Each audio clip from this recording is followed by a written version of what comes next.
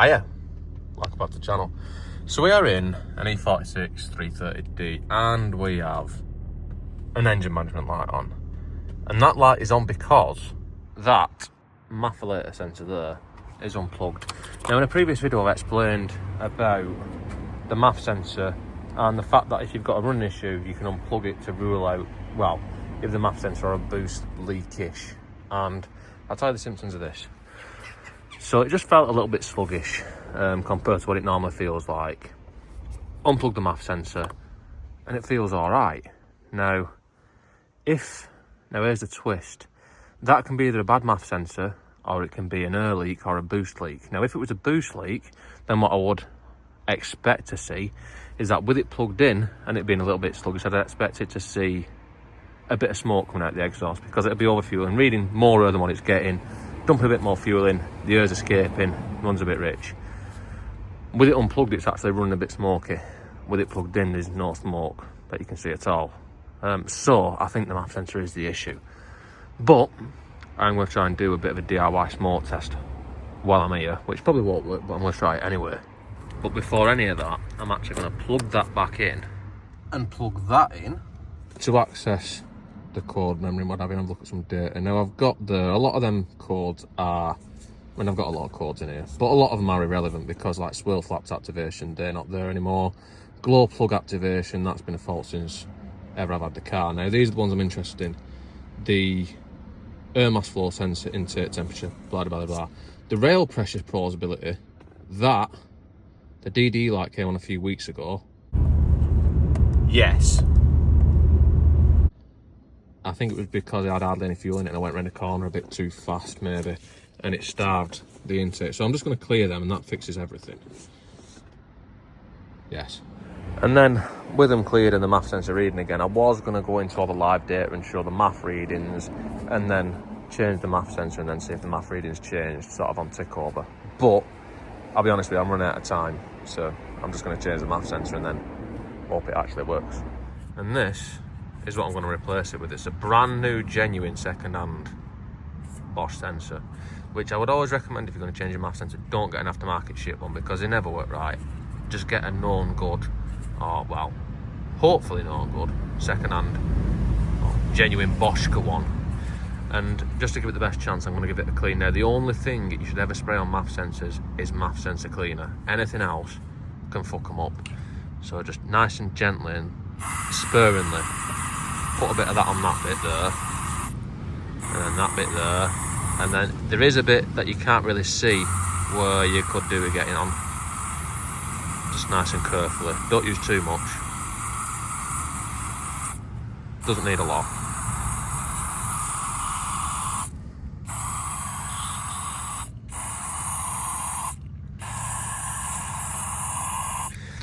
Yeah, fuck it, that'll do. And then just leave it to dry whilst removing the old one. So first thing is get that out of the way, which should just pull off nice and gently.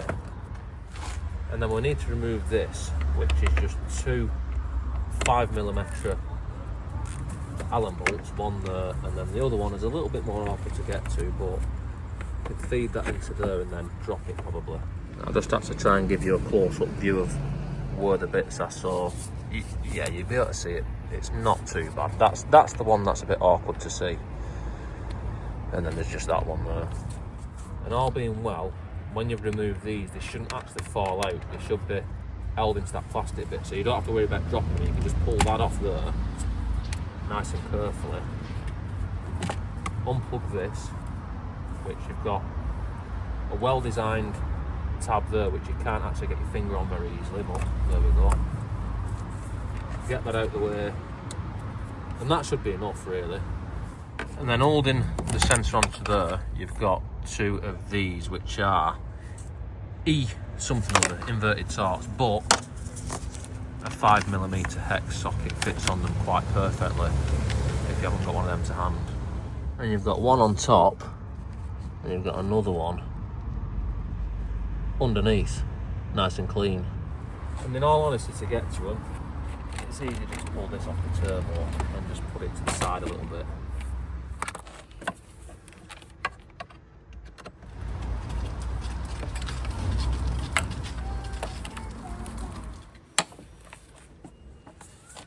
Now there's one.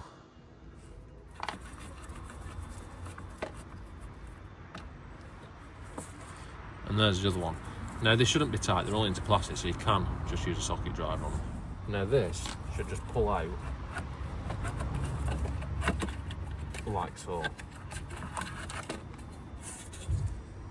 And now we need to put our replacement, which doesn't actually look as good as the one that came out, but hopefully it works better in.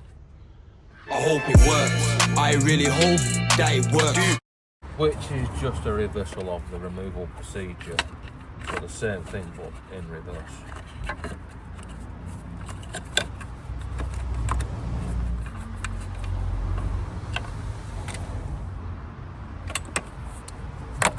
Yes. Right, so now we need to put this pipe back on, which fits onto the turbo there. I don't know if you can see that, but that needs to be pushed back onto there.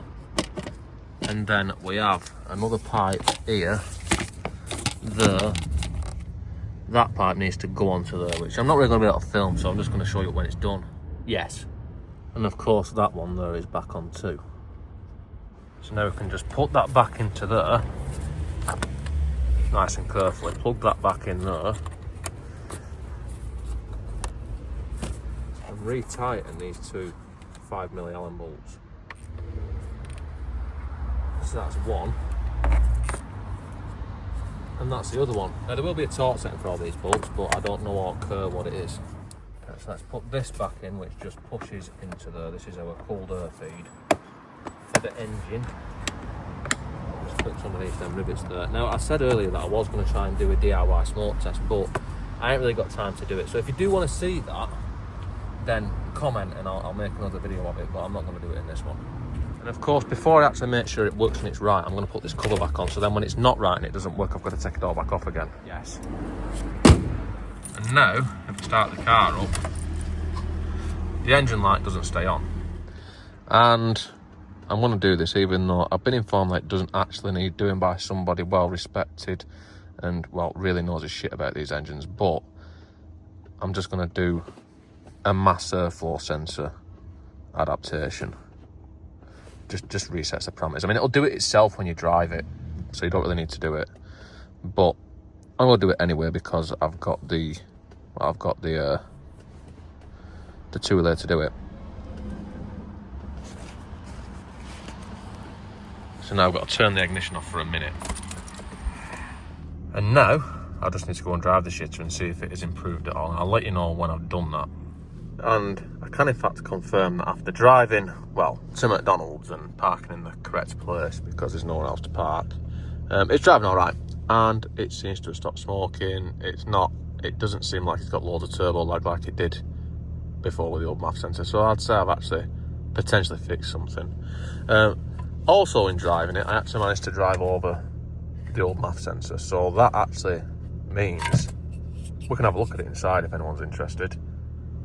And not that you can see a whole lot, to be honest with you, but that's what it looks like if you smash it out the housing. The older ones you can actually take off with 2 screws, but the 4-plug one, they've got 5 pins on them. The 4-plug one is glued in and comes as part of the housing. Anyway, as boring as that is, that's the end of the video. So don't forget to like, comment, subscribe, all the usual shit. And I'll see you next time.